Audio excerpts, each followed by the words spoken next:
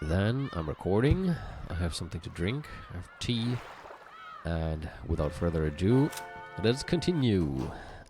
Even though we've already had so many streams this week, I don't even know anymore how to put all of these streams on YouTube before Sunday without just releasing 10 videos per day or something. But oh well. So, last time, which was just yesterday, we had this badass scene. I still can't get over how fucking badass Kyria was. That was just amazing. I could delay them, but like, what about the people who cannot join the streams during the week, but who are also blind to it and might want to join on Sunday? Then again, well,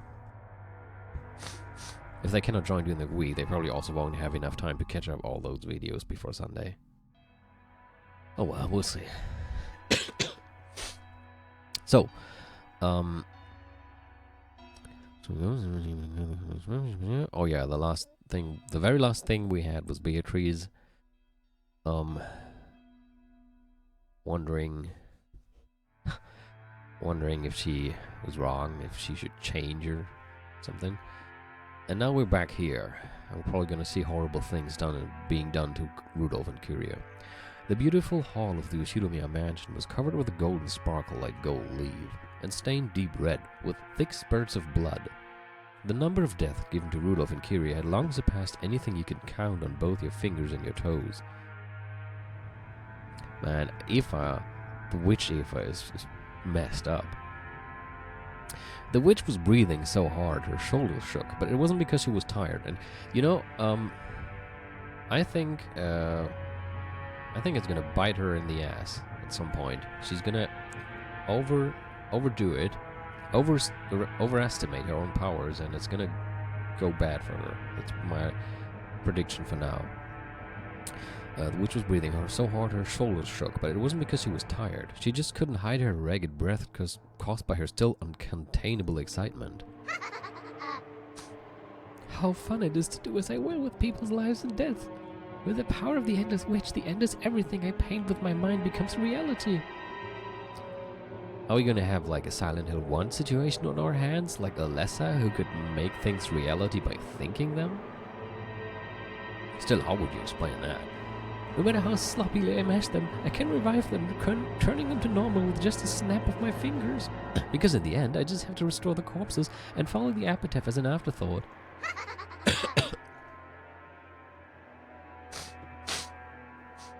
Hey you guys, have you ever sliced a stuffed animal's stomach open? Never, Nihi. What about you, 45? No, I've never done it. My apologies. This was something you need to apologize for. It's understandable. Normally, you wouldn't. Especially not if it was the stuffed animal you liked. But I've always thought about it. I always thought about peeking in and seeing what was packed inside this fluffy stuffed animal I love. If you cut it and looked inside, your curiosity might be quelled, but the stuffed animal would be broken. So even though you want to see, you can't. You understand that feeling, right? The power of the Endless Witch can truly grant that wish. But should it be used for that? I mean, come on. As I am now, I can slice the stuffed animal all I want. And yet, with a bit of magic, I can return it to normal and revive it.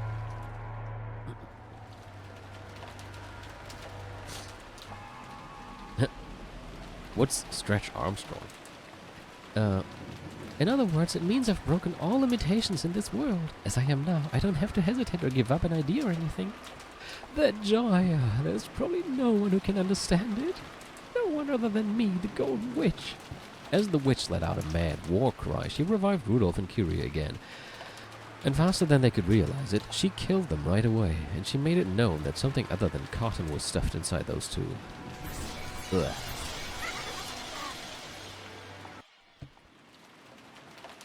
Quit it, Eva. Huh?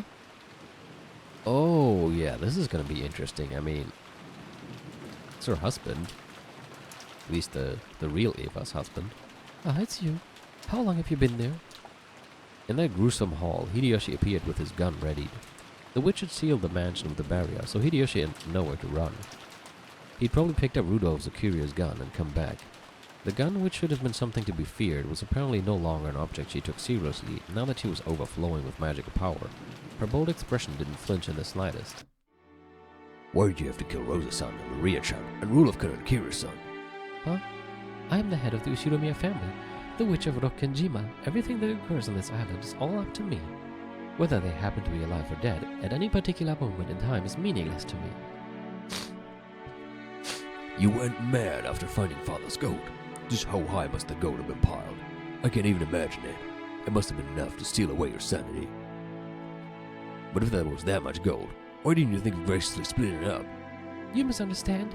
All of that belongs to the Golden Witch. No one is qualified to touch it except me. What are you? Don't tell me you're that thing Eva told me about long ago. The witch Eva from when she was young. That's right. I am the me from my years as a girl who's been living in the heart of your wife, Ushiromiya Eva, this whole time, and I should talk like Monokuma. And I'm a witch. Eva became an adult by forgetting me, so she can use magic. All kids get their heads filled with innocent but cruel ideas sometimes. When I was young, I'd sometimes go around stepping on ants and pulling the wings of dragonflies. However, I learned the importance of life and graduated from that cruel childhood age. Right now, you really are a child. The personality that I know Eva graduated from. That personality isn't Eva. It's a completely different human. That's right. I am not Ushiromiya Eva. I'm the Golden Witch, Beatrice. It's so fun not being bounded by any limitations, and the pleasure of being able to do as I will with life and death is truly wonderful. I don't have to apologize for breaking a goldfish bowl, and I can tear stuffed animals up as much as I want. Oh damn, did you just slap her? It was a crisp sound. It was the sound of Hideyoshi slapping the witch's face. That's something you don't get to do every day, certainly. Looking at the hole stained deep red with fresh blood, he should have been able to imagine how terrible the witch was, but without fear, without even hesitating, Hideyoshi had walked determinedly up to her and hit her on the cheek. You fool! Don't act like you're cruel, not when you're really a coward and a weakling. I'll correct that evil nature of yours again if I have to. You fool! Oh, ouch, hey! You're a woman who understands how important, how fragile a life has earned you. I make you remember. What are you calling a witch, you stupid fool? You're my wife, Ushiromiya Eva. If anything, you're witch of the kitchen. You can always make the perfect snacks out of refrigerator leftovers in a flash. Calling your wife a witch of the kitchen is kind of, I don't know. That would certainly take some people off. But I suppose he didn't mean it in that way. Why'd you open your eyes, you fool? Didn't I just tell you that I'm not Ushiromiya Eva? You stupid fool! You! So I'm really wondering, is he seeing the adult Eva? Like, what is he actually seeing right now? If he would really be seeing what we see, wouldn't he be like, the fuck are you? Why are you a child? He wouldn't even understand that it's Eva, would he? As tears dripped down his face, Hideyoshi kept hitting the witch's head. He wasn't even pointing the gun at her anymore. Therefore, that sound of gunfire couldn't have come from the gun Hideyoshi was holding. Oh? What the hell?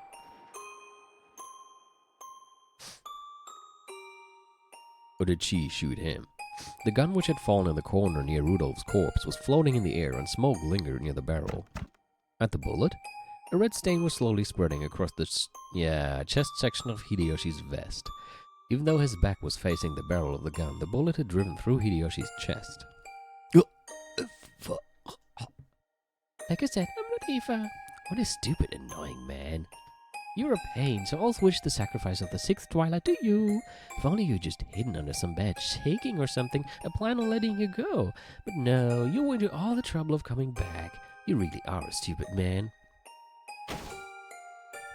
Thunk. There was a dull sound as Hideyoshi fell to the floor. Even though death would have allowed him to escape from that pain, he resisted until the last second, and staring straight into the witch's eyes, he passed away. That's a sad death.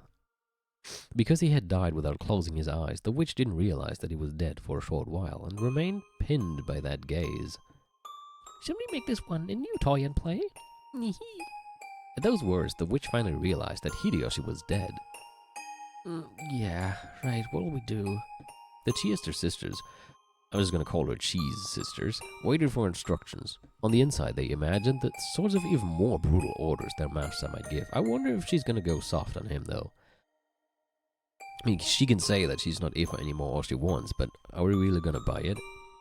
But the expression that rose to the witch's face looked as though she had gotten over her excitement. She looked down at Hideyoshi's face, which still had tears dripping down it. Such a killjoy. It's all this guy's fault. I'm done. Renove, are you there? Yes, right here.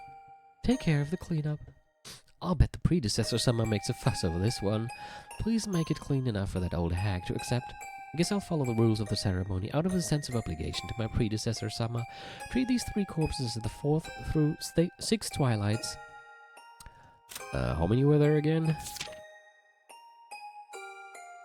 2 more then. 7 and 8. Lucifer, it's your turn. Lucifer of Pride, right here. Also, better drink something. Dig into these 3 corpses and gouge them. Into corpses? That's right.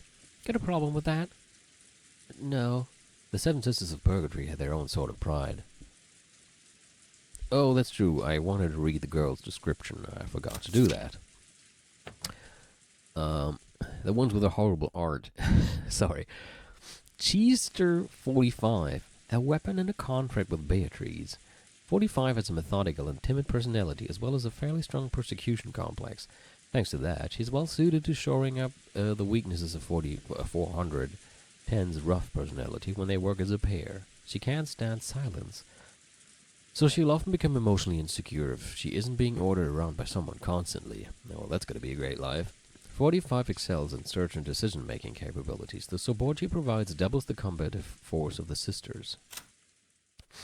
She's a 410. A weapon and a contract with Beatrice. 410 is a kid with a strong personality whose peculiar style of speech tends to make light of people. She likes laughing at people who are serious or can never relax, which is why she's so fond of 45 and Lucifer. Her choice of words may be coarse, but she loves company and gets lonely easily. She gets depressed if there isn't someone talking with her constantly. 410 is particularly skilled when it comes to firing control, and she can wield unparalleled combative force even in close-range fighting. Okay, the 7 Sisters had their own sort of pride. It was the pride of a hunter, the pride of gouging prey that they had brought down themselves. However, being told to gouge a corpse that someone else had brought down ran contrary to that sentiment. Of course, the witch didn't mean it that way, but for the 7 Sisters it was horribly humiliating. However, they had already screwed this up with 2 of the sisters defeated, so they had no right to question her. Only Renove appreciated this, and he rested his hand on her shoulder in understanding. This is an order from Beatrice Summer. Lucifer, carry these 3 and dispose of them in accordance with the etiquette of the ceremony. Then, when you are done, lend me a hand with the clean-up. Certainly. The witch looked down upon Hideyoshi's corpse, as though implying that the now delicate atmosphere was all Hideyoshi's fault. Stupid man. And you didn't even have to die. Oh, damn. Yeah, she's not gonna be happy. If she has this kind of connection where she sees everything that's happening, she's not gonna be happy. Dear. Ah! Dear, where are you? You're there, right? Answer me. So, like, I'm wondering if Natsuhi in episode 1 and Rosa in episode 2 have been going through similar experiences. The crash of a thunderbolt woke Eva from her nightmare. If Hideyoshi had been gripping her hand at that time, her fearful heart would probably have been instantly healed. Okay, so I guess she didn't see that, or maybe she had a nightmare again and has a vague sense of, like, vaguely remembers it. However, Hideyoshi, who had supposedly sworn that he wouldn't leave even for a moment, was nowhere to be seen in the room. Dear, answer me. Dear.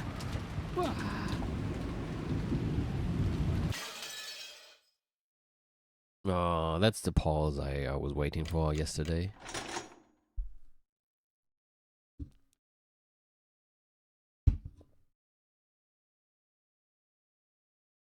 Oh shit, that was product placement. You didn't see that?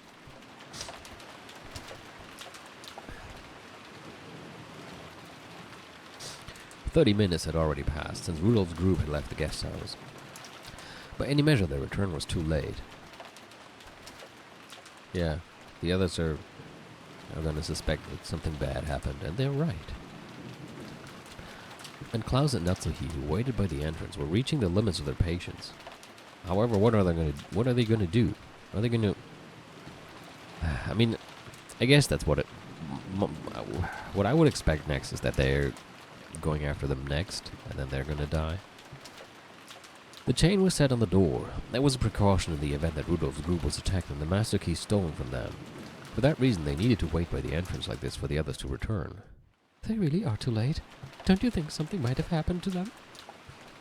Indeed. Klaus glanced between his watch and the door, struggling to keep his composure.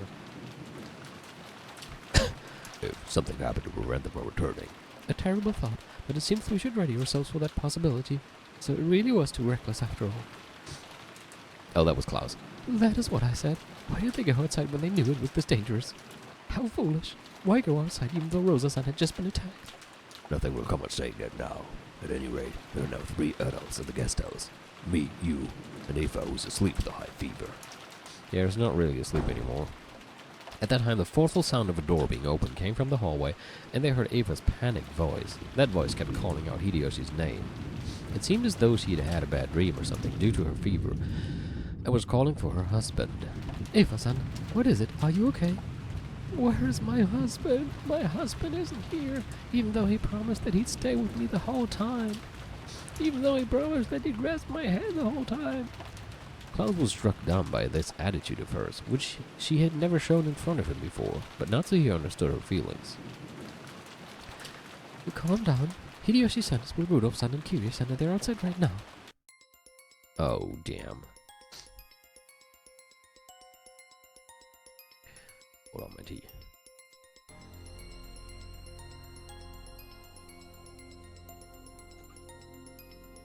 Okay.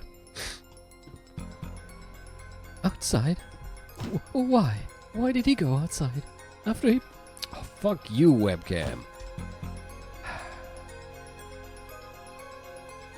Gonna take forever again.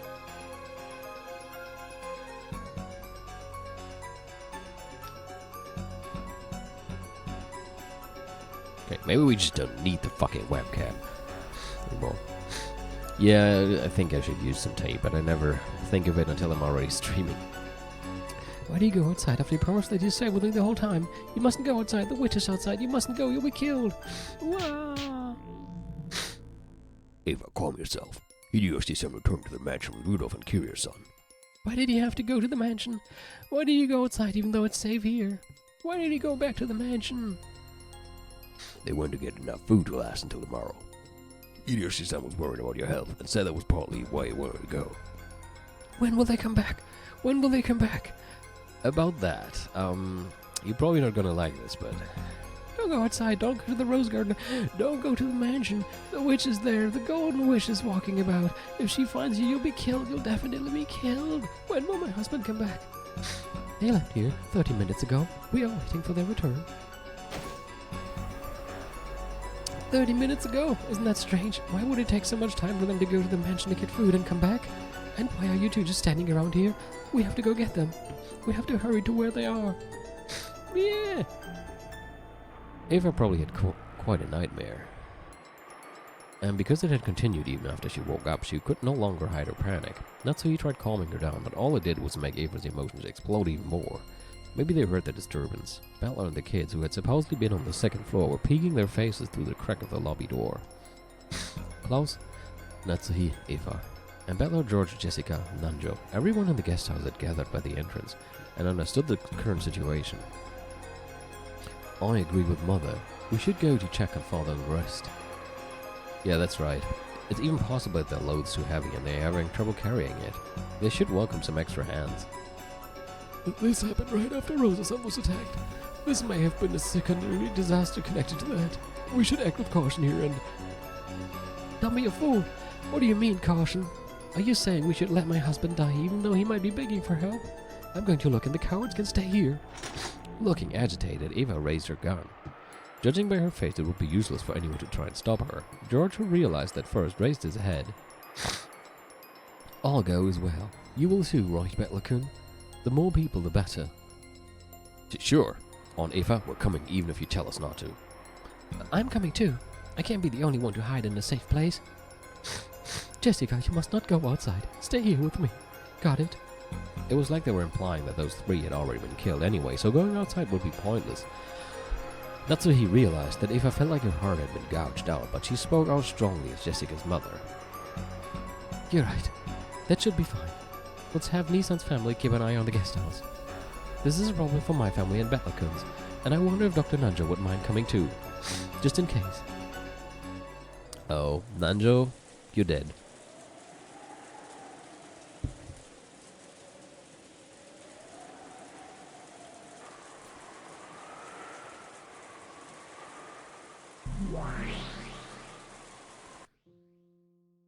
In the hall of the mansion.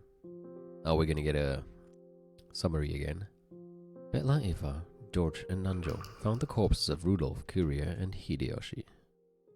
I'm gonna read this first before I check them. The 4th through 6th twilights. Then the corpses were pierced through the forehead, chest, and stomach with those demon stakes. Yes, the demon stakes were buried into them.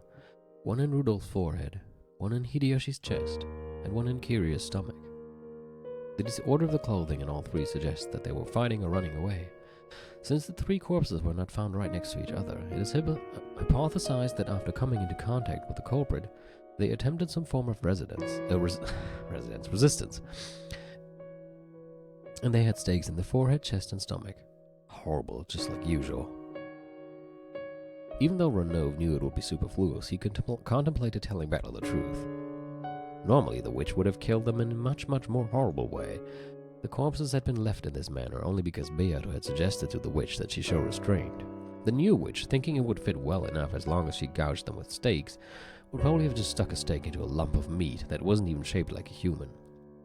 Rosa's and Maria's corpses were a particularly striking example. If they had been killed as the Golden Witch had wished, just how gruesome would the corpses have been? Beato had changed that into the still better kind of killing Beato I had mentioned earlier. Wanting to have Beato's small bit of thoughtfulness appreciated, he thought of telling Battler about this, but judging by Battler's eyes, that might do more harm than good. To humans, the gap between being alive and being dead is very large.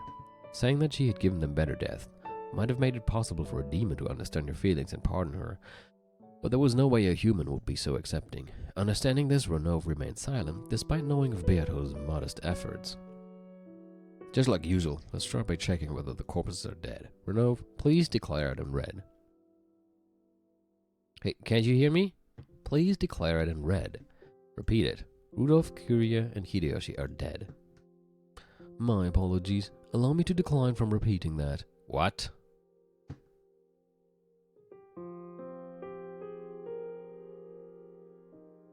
The hell? What are you planning all of a sudden? By now, proclaiming that the victims were dead in red was almost a given in this battle. Refusing to do that was almost like losing by default, so when Renov refused as part of his first move, Bella was dumbfounded, as was I. My apologies. As of this moment, I relinquish my position as Milady's representative. Accordingly, I cannot repeat that in red. The only one qualified to repeat that is Milady. His point is a valid one. Renov is only a representative for Beato's side. If he steps down from that position and if you will not accept Beato as an opponent, a new representative must be named. No new representative exists. Please, Battler Summer. Please accept Milady as your game partner once more. Sorry, but that's advice I can't listen to. I definitely won't accept that unpleasant, cruel bastard as my opponent. My refusal to accept her is why I can't step down from this game. As to her being unpleasant, I apologize in Milady's stead. Allow me to pledge that Milady will not undertake such unpleasant actions again. I wonder about that. Betlakun, I also want to apologize as that child's teacher. I'll give the child a good talking to, so please offer your forgiveness just this once. Hey, enough of that. You're making it sound like I'm the bad guy. And no matter how much you guys apologize, it won't reach my ears. If Beato can say that from her own lips, well, I might listen to her.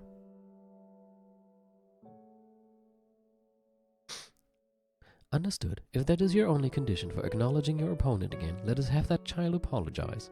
Renov, call for that child. Will that be alright, Battler-kun? Just want to check something.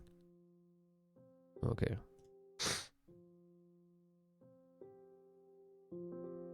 Just wanted to know if she also says that child in Japanese. Sheesh, do whatever you want. Still don't expect me to forgive her.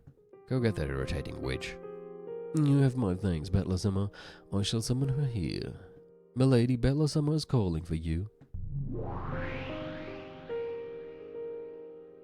After a few heartbeats, gold butterflies gathered together in mid-air and created Beato's form. It was a much more docile appearance than the ones she'd made before.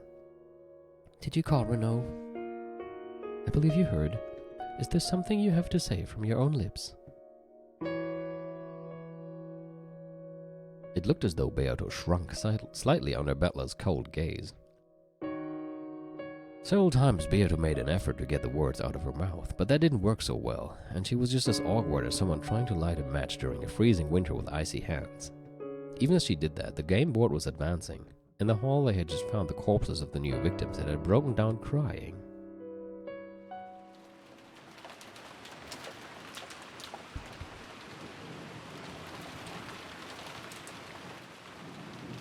Dad, Kiryu-san. Dear, what? Yeah, that's gonna be Eva. Mother, hang in there. Even for me, it's so crossing, so sad. I guess that was George. They probably died instantly. Well, I mean, yeah, probably some of the death. I'm sure that even if we had arrived immediately after they fell, it would have been too late. No, that's wrong. They were definitely alive. His chest was stabbed with something like this. My husband must have died in extreme pain. If we had come faster, surely they would have been saved. They would definitely have been saved.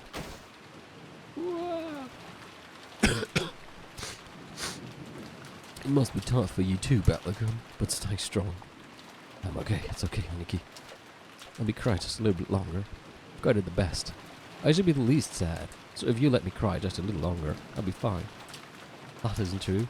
I can understand how much it must hurt your heart to have lost both parents. I still have a mother. It's much better than what you are going through, Battler-kun. No, that's wrong. It's gonna be toughest for you, George Aniki. I understand, Aniki. In this group, you're the saddest and the one who has it toughest. I understand that. So I can't keep on subbing like this. Why do you say it's toughest for me? Well, I mean, you also lost Shannon. To me, Dad and Kiryu-san were people I'd eventually split up with when I grew up and became independent. Since their parents, it was fated that they die before their kids. It just happened a little early, that's all. But it's different for you, Aniki. You didn't just lose your parents, who would have parted ways with you eventually. You also lost Shannon-chan, someone you should have spent the rest of your life with. Yeah, thanks for bringing that up again, you asshole. You can't value human lives differently. Whether it's a baby or an old person, they should all be respected the same. But still, the more life the person has ahead of them, the longer the future you're building together is, the sadder... Oh, I guess that's still Battler. The longer the future you're building together is, the sadder the effect of their death is.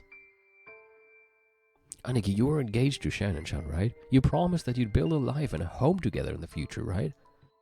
Compared to how huge that future was, compared to how huge that happiness was, stuff like my pain doesn't even come close.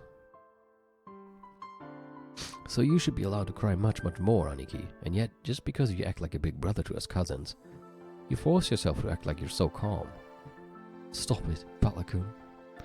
George was trying to make her calm smile, but already he couldn't stop a single hot tear from leaving a streak down his face. There's no way I wouldn't be sad, right? Together with Shannon, I painted a picture of many futures in my mind. We talked of dreams that couldn't all come true even if we lived 100 years. Of those dreams, even the very first one, having her move into my family register, could not be granted. So there's no way I wouldn't be sad, right? Compared to that, like I said, I have no right to cry anymore. When even you're struggling to hold it in, I have no right to shed any more tears. We're the same. We both feel the same sadness from losing those close to us, so there's no rule that says you can't shed any more tears than me, Battler-kun. And for me too, there's no rule that says I have to hold back my tears any longer, is there?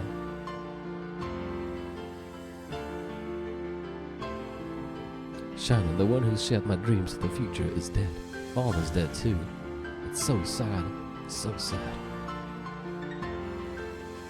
As Butler and George hugged each other tightly, they cried a waterfall of tears over each other's shoulders for the people who had been so precious to them.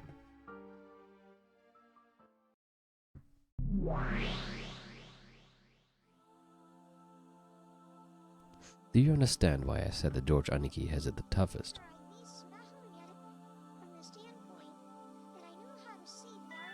What the hell? Did you hear that voice? Was that part of the music that totally threw me off?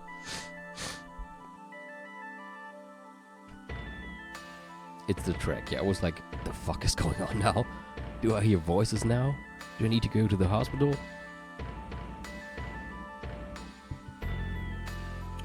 Also drink some tea before it gets cold.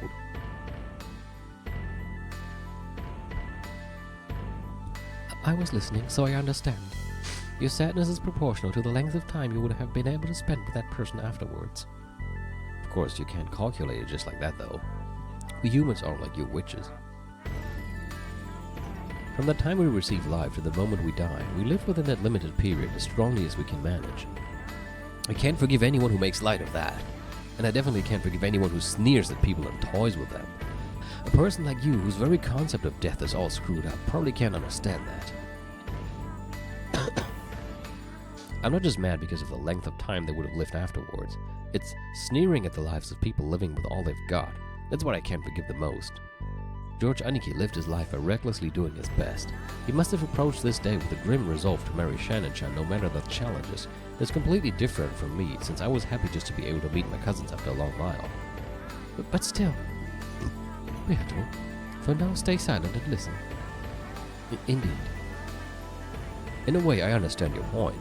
You say you need to continue murdering according to the epitaph for your own resurrection. So considering your circumstances, I can just barely bring myself to understand your murders, because to you it's a necessary course of action. But that means all unnecessary actions you take beyond that are due to your meaningless and brutal tastes. In other words, if killing the 6 people for the first twilight was a necessary action for you, and all that show of crushing their faces and splitting their stomachs and stuffing them full of sweets was completely unnecessary and caused by nothing more than your brutal hobby, that's an aspect of you that I definitely cannot forgive. Indeed. When you saw Aunt Rosa getting repeatedly killed in that horrible way, you apparently said something like, if they're going to be brought back to life in the end anyway, it doesn't matter how they're killed. I heard from Virgilia. Well, as to that, that idea that you can kill them as many times as you want, as long as you bring them back to life in the end, isn't that a completely unnecessary action with no purpose other than to toy around with someone's life? If you're going to kill, do it instantly. Don't toy with them. If you won't kill them, then don't bully them. You're taking advantage of the fact that you can do as you will with people's lives, and you've forgotten the sanctity of life. So I can't accept or acknowledge you. I definitely can't accept as my opponent a person who doesn't know the value of a life, or the sadness felt when lives are lost. That is why the endless magic is known as a black art. The endless witch has no concept of limitations. She has no concept of the limitations and losses caused by breaking and killing. For that reason, endless witches sometimes start playing by jumping over the gap between life and death like it's a game. That is a very, very frightening thing. So as an endless witch, and by my own choosing, I never reached your level. It was something Virgilia had been trying to tell Beato for a long time, but Beato had been too young to obediently listen to those words. She had been too wild. She had been possessed by that detestable pleasure. I have been told not to break vases, but that's why I wanted to break them. Then I gained the endless magic. When I knew that I could fix them back to normal no matter how badly I broke them, I was surprised at how fun it could be to break a vase. That is what's known as the forbidden honey. People are not captivated by what's inside. They are captivated by the sealed lock. It is truly regrettable. I want to ask you, Jizzle, why does this thing called the endless magic exist? For what purpose does it exist in this world? It is not limited to the endless magic. All magic exists to bring happiness to the human world. Yeah, how well that turned out with Beatrice. After everything that has happened, it may be difficult for you to believe, Betlakun, But in order to bring blessings to the human world, we witches are supposed to become bridges between humans and non-humans, and that is why we train so hard. How does reviving the dead and torturing them to death over and over again help the human world? When a vase that was an important memento is broken, if by fixing it everyone will regain their smiles, I will repair it with magic as many times as necessary, or I would not be fixing it in order to break it again. I would be reviving it to give humans happiness. In that case, Beato, you fail as an endless witch. Indeed. There's this thing I've been vaguely thinking about. Why do I keep playing this strange game against you? Maybe this game isn't about making me surrender. Maybe it's a test for you to be accepted as an endless witch, in the truest sense. I don't know about that. The reason I proposed this game to you was simply as a way to kill time. There were no ulterior motives at work. Really, though? Not so sure. Just now I heard the definition of a witch from Virgilia. By that definition, you, Beato, are not even a witch. You're an apprentice who's still in training and who misunderstands her own power. This was supposed to... There's a B missing. This was supposed to be a fight between a witch and a human. If you aren't a witch, then you aren't qualified to be my opponent. Understand? You say, I'm still only an apprentice? Then when will I be accepted as your opponent once again? When can we resume this game? Sana, who knows? At the very least it isn't now. When you fully understand what I have said and become a real witch, I'll probably accept you as my opponent in this game once more. I can't understand if you say it abstractly like that. Clearly tell me what I should do to earn your forgiveness. It's kind of interesting to see how she is totally... like, I don't know, something is changing in her because of how Bella reacted to everything. No, I've said enough. You think about the rest. That's all I want to say. If you can't figure it out, try talking with Vajizzle and Renove. A brat like you should start off by listening to what the adults say. Vigilia, suspend the game for now. Now that Renove has stepped down as a representative, all we can do is wait for Beato to gain the qualifications of a proper opponent. Understood. Until Beato has been acknowledged as having earned those qualifications, the game will proceed without an opponent. Is that alright with you too, Beato? I have no objections. What then? What is even going to happen? I mean, huh? I want time and a place where I can think at a leisurely pace. May I leave my seat for that? Yeah, that's fine. Well then, see you later. Wait. Don't make that dejected face. Sorry about that. Letting everything inside my heart show up on my face is part of my personality. I cannot deceive. Then maybe there's still some hope for you. Let me promise you one thing. In this game with you, I might win and I might lose. If you don't come back, it might be my victory by default. At that point, Bettler stopped talking for a second. Then he spoke forcefully. However, I definitely won't be the one to step down. I definitely won't give you victory by default. I'll keep on waiting here for you to sit there again as my worthy opponent. Bettler-sama. Thank you, Bettler. I will definitely come back and be accepted by you. After showing a hopeful smile for a very short while, Beato vanished. After seeing her expression as she left, Bettler was absolutely convinced that her face could tell no lies.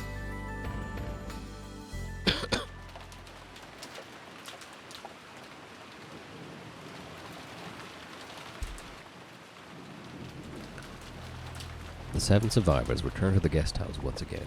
By now, it was clear that those who went outside would not return alive. Udo's group had gone out with 2 guns and a master key, but those had been lost.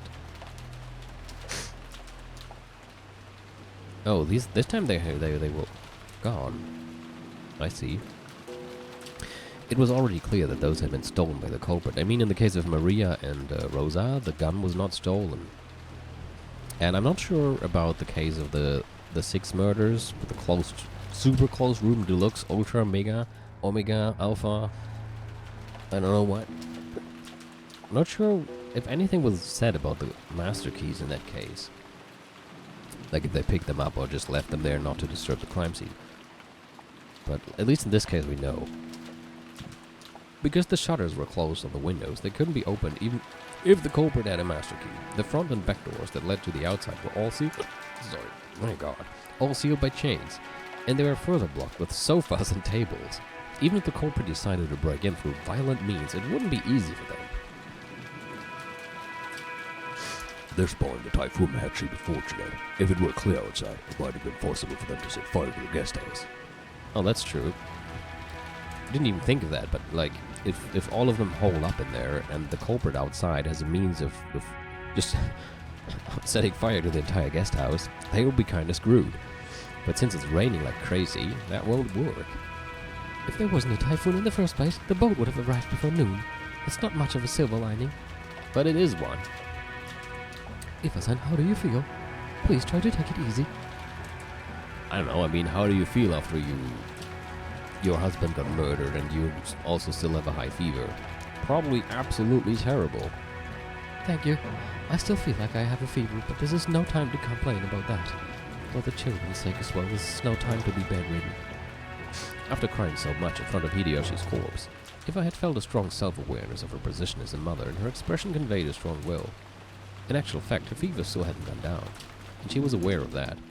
If she didn't keep a strong hold on herself, she felt as though the fever would make her mind hazy again. By this point, the first floor formed a final line of defense set up by Rewind. Set up by Klaus, Natsuhi, and Ifa. The children and the guest, Nanjo, had been strongly warned not to go downstairs without taking great care. If the culprit used a ladder or something, it probably would be impossible for them to attack from the second floor. But it wouldn't be easy for them to break those sturdy shutters from such an insecure position. I don't know, just the thought of the culprit bringing a ladder there and climbing and doing something was kind of funny to me. The second floor was relatively safe compared to the first. Unless Nanjo is the culprit, and he's right there with you.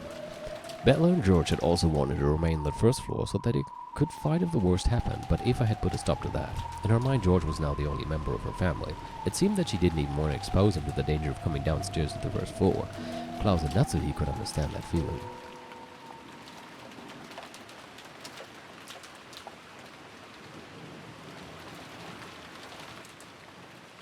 Also, a great deal of time had passed since the siege began. In the second-story cousin room, Butler, George, and Jessica sat dazed. They didn't even listen to the TV that had been left on. I was about to say, what about Maria, but I just remembered she's dead. So we're not even going to get the creepy anymore. Oh. For a while, Nanjo had been with them and had tried to lend them words of encouragement. But when he realized that he might actually be having the opposite effect, he hid himself under the bed. No, in his own room on the same second floor. George kept looking dazedly at the photographs inserted in his notebook. Oh, no, don't do that. Don't torment yourself. Oh, George. Oh, yeah, thanks for reminding me. I keep forgetting that. Sometimes, especially in the first two episodes, when I would check, I would sometimes read the body announcement. It's not Danganronpa. The body details immediately, and then the way they were killed would already be kind of spoiled in some cases. So, like this time, I'm trying to read them after the story tells me about them, but because I'm trying to do that, I keep forgetting about them completely. So let's have a look now. It was Rudolph. Died in the hall of a mansion with his forehead pierced by a weapon shaped like a steak. Yummy. Apparently they've got to be finished off with steaks from here on out. Gross. Is that the new Beatrice talking? Stomach pierced by a steak-shaped weapon. The stomach isn't a particularly lethal spot. Isn't it enough to just kill her in some other easier way and stick a stake in her corpse? Died in the hall of the mansion, his chest pierced by a... That was careless of me. Didn't think you were still alive. Okay. There's nothing new here, right? Not really. George kept looking, blah blah blah, photographs. It was from the time he'd taken a vacation to Okinawa with Shannon. Shannon's happy smile was contained in those photos. Why are you doing that? George could remember the temperature and the humidity. humidity, the warmth and strength of the wind. And even what he had been talking about with her at the time those photos had been taken, as clearly as though it had been yesterday. So to George, they weren't simply photos, but a door to bring back warm memories. In this room, even though the sound of the typhoon and the TV should have entered George's hearing, it was the scenery of Okinawa he had seen with her and her laughing voice that reached his eyes and his ears.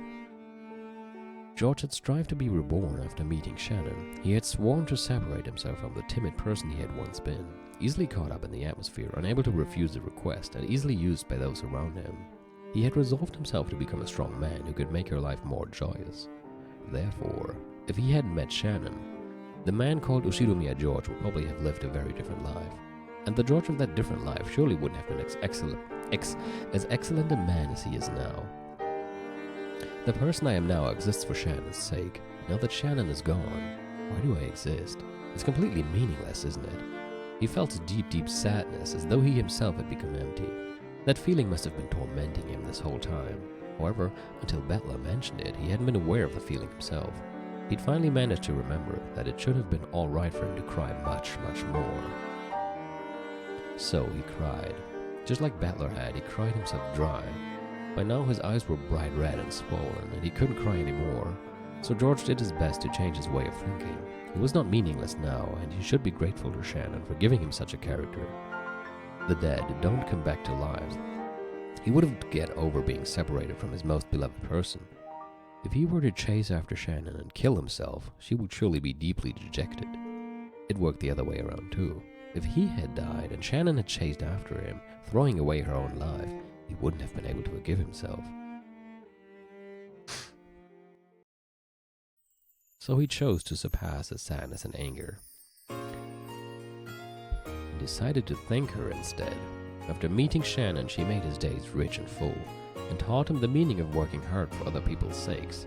As a result, she had shaped him into the kind of person he had wanted to be. He wanted to thank her for that.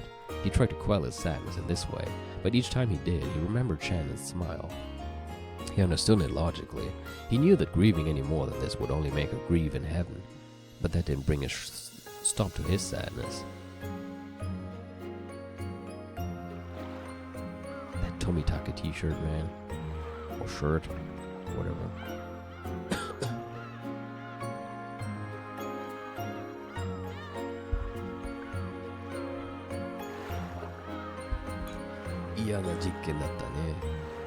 Or whatever he said in Higurashi.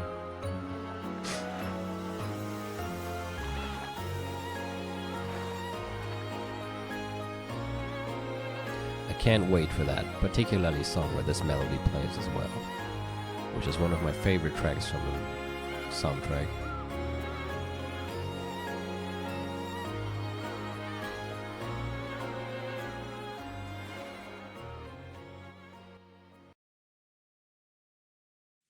Like, before I ever started the game, I wanted to listen to just one track, so I just chose one randomly, and it was this one very awesome track that I kept listening to over and over again. And there's one part in it where the piano plays the same melody as that just now. Why is it that when people die, it's so sad like this? Oh, it's fucking Bettler again. Okay, just imagine that in Bettler's voice. Bettler muttered. It was as though he was speaking on behalf of all humans. His question probably hadn't been directed at anyone, but Jessica answered, "It's always sad when you have to say goodbye. But when the person's old, or there's some time, when you know beforehand that it's coming sooner or later, that sadness gets spread out over a long period of time. When misfortune comes suddenly, it's sad because you don't even get that time." I see. So if they get sick or something and end up bedridden in a hospital, you might be able to ready yourself for it bit by bit. But when it happens suddenly someday, you don't get that luxury. The sadness that's usually spread out over several years closes in on you all at once. See, that's also something I like about this game. Just these conversations like this, with just, I don't know, thoughtful topics like that is interesting.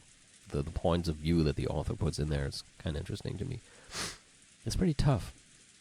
Sometimes it makes you feel a sadness so deep it can leave scars for life. Scars for life, huh?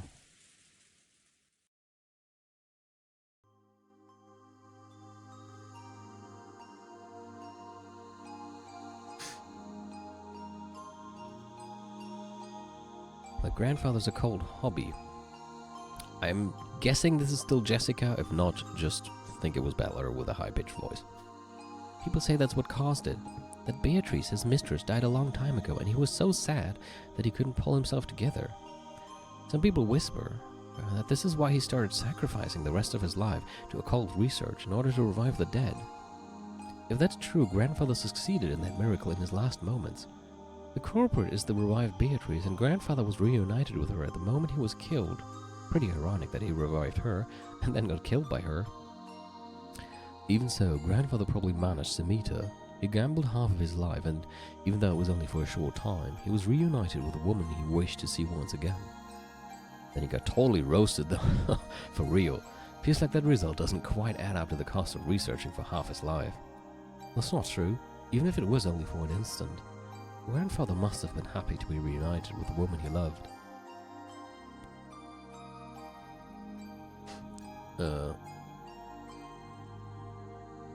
I guess it's still George. And that would be true even if his crime of going against divine providence was punished by God and his body was burned and sent down to hell, even if that reunion only lasted a very short time, right? George Neeson. I wouldn't care I met with the wrath of God and had my body burned, even if it was just for a short amount of time. If I could revive Shannon again, I would sacrifice the rest of my life to the same research as grandfather.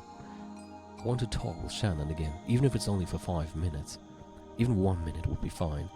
In exchange, I wouldn't mind sacrificing the rest of my life. Aniki. When Butler and Jessica realized that their pointless discussion was causing George pain, they could do nothing more than shut their mouth. George directed his thoughts to Kinzo's life. He sacrificed half his life to research that no one understood. And on the last day of his life, he revived the person he loved most, and probably succeeded in his reunion in his final moments.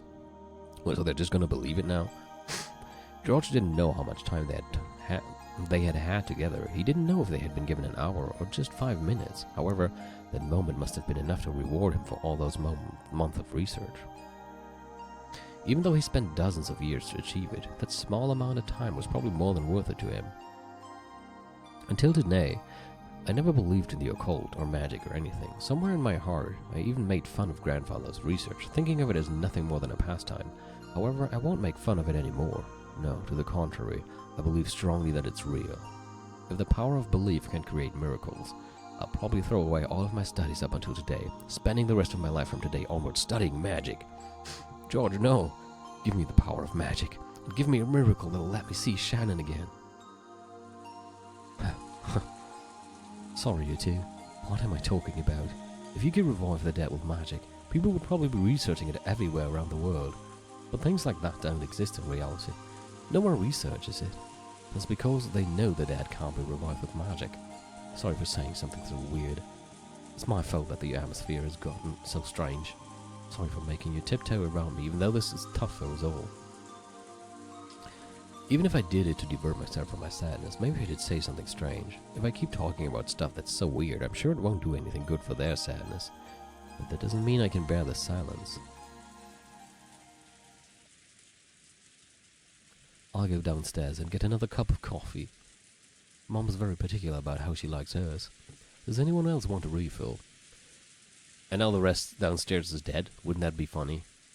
Betlakun and Jessica-chan lightly shook their heads. Without pressing them any further, I took my mug and left the room. Oh, we're George now.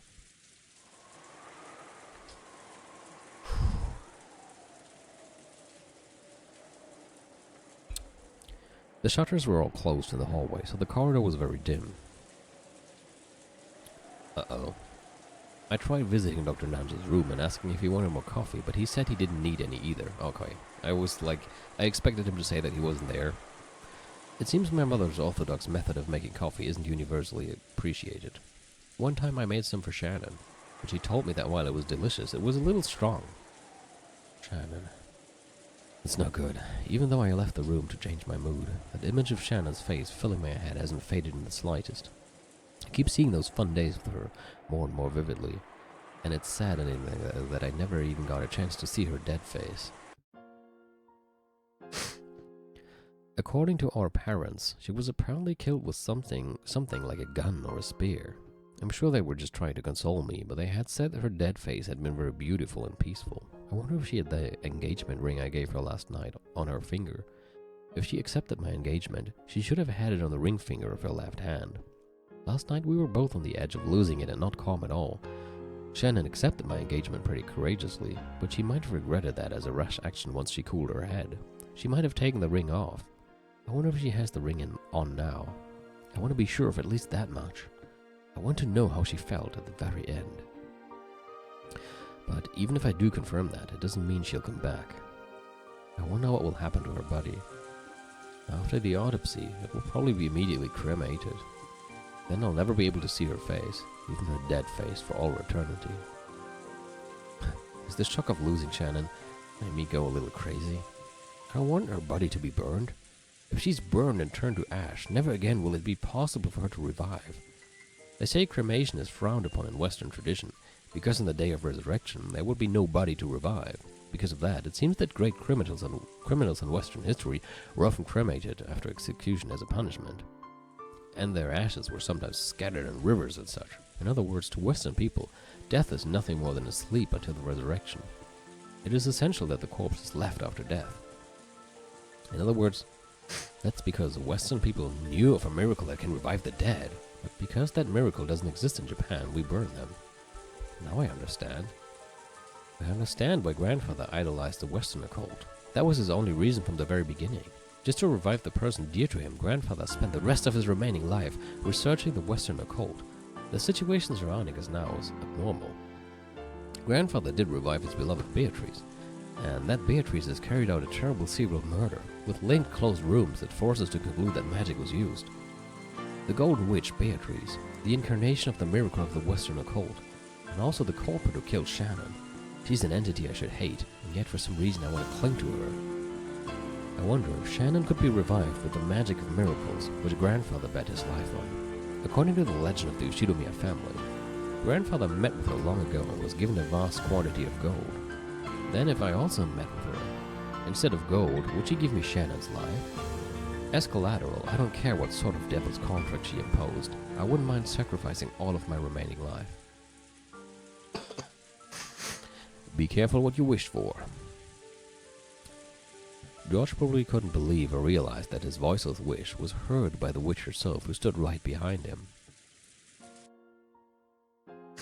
Beatrice had been listening to that entire discussion between the children just now in the cousin room. Betla had told her that she didn't know the value of a human's life, and wanting to understand that in her own way, she had stealthily visited, listening in on their discussion. That is your wish, you say? If I could grant that, would I be accepted as a witch? Beato looked at the palms of both of her hands. She had handed over most of her once surging magical power when the new witch succeeded the name of the Endless Witch. Of course, her current power still made her worthy of being called a witch, but it could not begin to compare to her previous strength. Even without the endless magic, I am a great witch whose name has been thundered for 1,000 years. Reviving the dead will be no trouble at all. Inside her head, she thought about several magical steps she could take to revive the dead. Even magic that should have been easy in the past would be difficult with her current power. She thought of something, then clicked her tongue, then did so again, over and over. In the end, she finally thought of a single spell, but that was a spell that she couldn't use by herself. It was a spell that which weak power used, one that relied on the aid of others. In the past, Beato had looked down upon that type of magic. Therefore, she frantically tried to search for any conceivable alternative, but in the end she couldn't think of one and slumped over in self-derision. Then, carefully not to surprise him, she softly called out, softly to George's heart.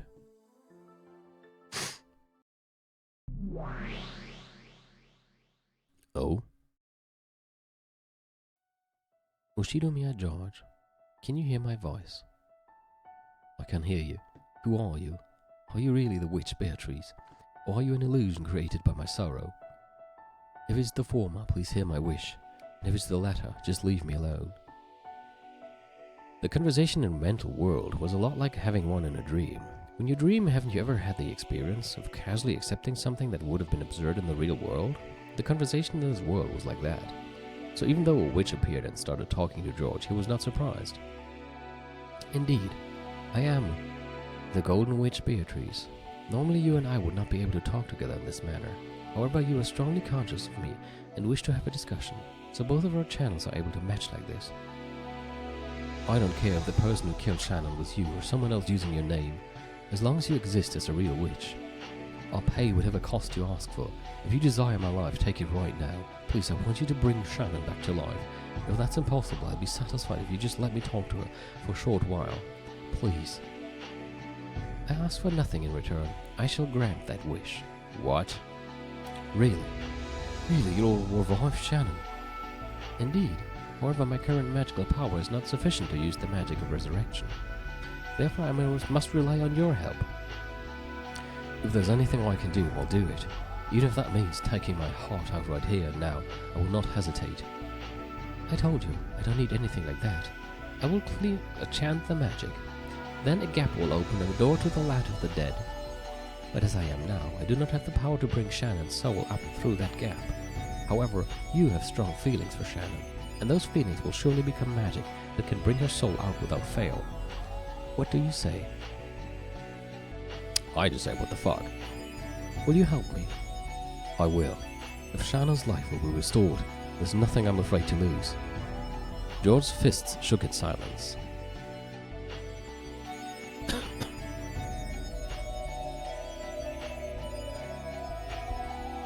Then he slowly came to his senses. He had been absent-mindedly standing near the window in the hall the whole time, his mug still in his hand. And the witch from his dream was still there. What the? It isn't a dream. Be quiet. I am very fragile now. If any more humans appear, I will not be able to preserve this form. I shall grant your wish, so stay silent for now. Understand? George covered his mouth with both hands, nodding enthusiastically several times. In that instant, he almost dropped the mug he was holding. George frantically juggled it around and caught it. He was afraid that if it fell to the floor and made a loud sound, the witch's form might disappear like a bubble popping. He softly set the mug on the floor and stared at the witch in front of him again. Her form didn't disappear. It wasn't a dream. Come, let us go to the parlor where Shannon sleeps. With the power of your feelings, we will bring her back her soul. Oh, I'm sure the new Beatrice will interfere. You say go, but how? My mother and the rest are downstairs. There's no way they'd let us go outside. And didn't you just say that you wouldn't be able to preserve your form if another human appeared? Come to think of it, that is true. So Klaus and the rest are downstairs. In that case, we definitely cannot go down. Well, then we just need to go to the mansion without going down to the first floor, right? It's simple. Beata laughed as though she had thought of a pleasant prank. And with her golden pipe, she lightly tapped a window with its shutter closed. When she did, 3 gold butterflies appeared from the pipe and opened the lock of the window as though melting it. Huh. Then the window opened without a sound. The shutter beyond it was exactly the same. The clasp unset itself also without making a sound, and it quietly opened.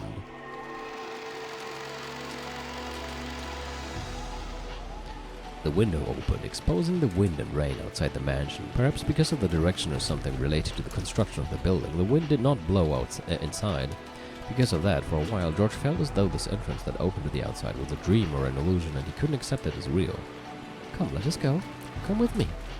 Beata gently floated upwards. It was a natural action like that of a diver enjoying an underwater stroll.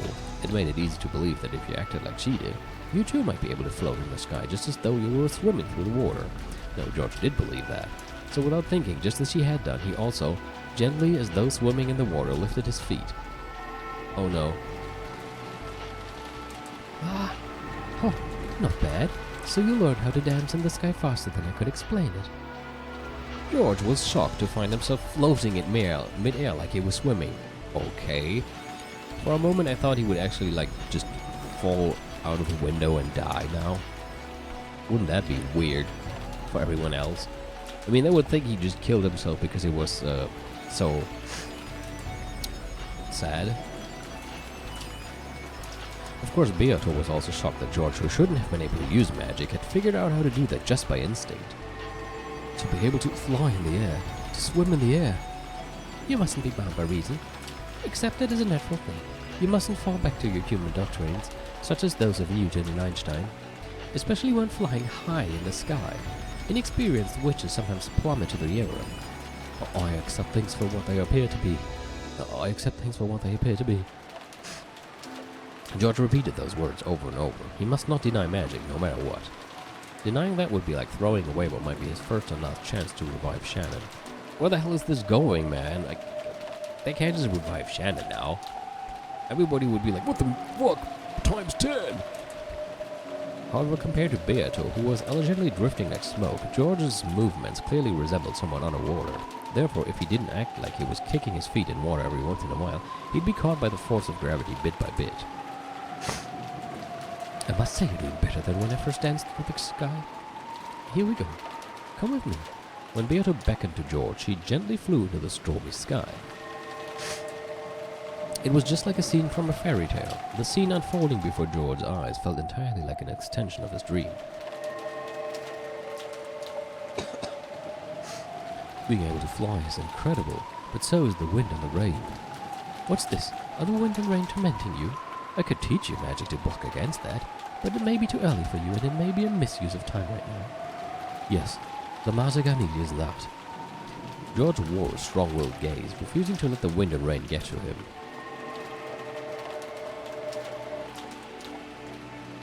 The mansion is coming into sight. Hold out just a little longer. If you fall now, you'll hit the bushes in the rose garden. The undulating rose garden was spread beneath the witch and George's gazes. This illusion-like scene no longer surprised George. Only the gradually approaching mansion was reflected in his eyes. Shannon, wait for me. I will definitely revive you. Did they put this scene into the anime as well? Kind of curious what it would look like. Him just flying through the air. Uh-oh. I fucking knew it. George is going to die. At that time, the cruel new witch could be seen staring at the guest house from a different location.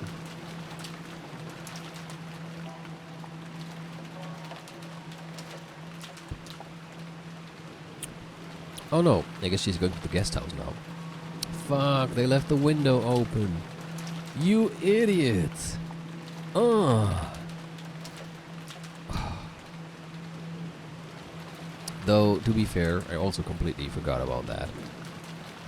There was like no point where in my mind I was like, did you close the window before you left? Damn it. No, all that's left is the 7th and 8th twilight. Just 2 more and my obligation to that old hag predecessor is finished. I'll kill Klaus and Natsui. Let them die together like the good couple they are. Yeah, I'm not sure they're a good couple though. Mihi, where's the target? Nye? In the lobby on the first floor of the guest house, 2 targets in Ushiruma Aoife identified. Measuring anti-magic power levels. Data linked to 410. 410 data received. Are you some fucking Evangelions or what? Anti-magic power levels are extremely low. If Aoife just goes outside, they're tuna and abalone on a chopping board. Mihihi. Kind of reminds me of, what was his name? Kokichi. In Danganronpa 3, he always said, Mihihi. Fucking Kokichi, man. What do you think, Great Lady Beatrice? When you give the order, we shall snipe right away. Please, your orders.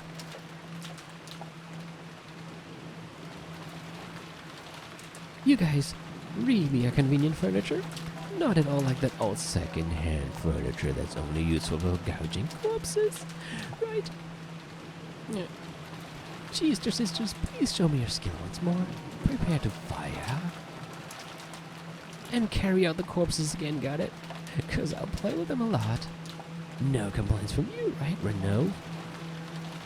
Correct. As you command, you fucking crazy bitch. At that moment, the witch noticed something. It was as though some presence had disappeared. Was it her imagination? Was that someone's presence just now? Did anyone feel it? I apologize. I haven't noticed anything, so please forgive me. We were in the middle of observing the guest house, so our peripheral surveillance was set off. What about you, Lucifer Chan? Did you feel any presence? For just an instant, Lucifer glanced at Renov, asking whether she should answer honestly or not. Renov gave a small nod in response. No. My apologies, Beatrice-sama. We noticed nothing. Especially not the old Beatrice who was a bit less wretched and sane than you, but only just a little bit. Forgive us the stupidity of a second-hand furniture. I see. If a great demon like you says that, then it must have been my imagination. The witch persistently stared in the direction of the presence had disappeared to. That was where the rose garden lay, and beyond that she could see the mansion's dark silhouette created by lightning. That's a cool image. It took quite some time before she pushed her unsatisfied feelings aside and once again faced the guest house. Come on, play that creepy music again. Or not.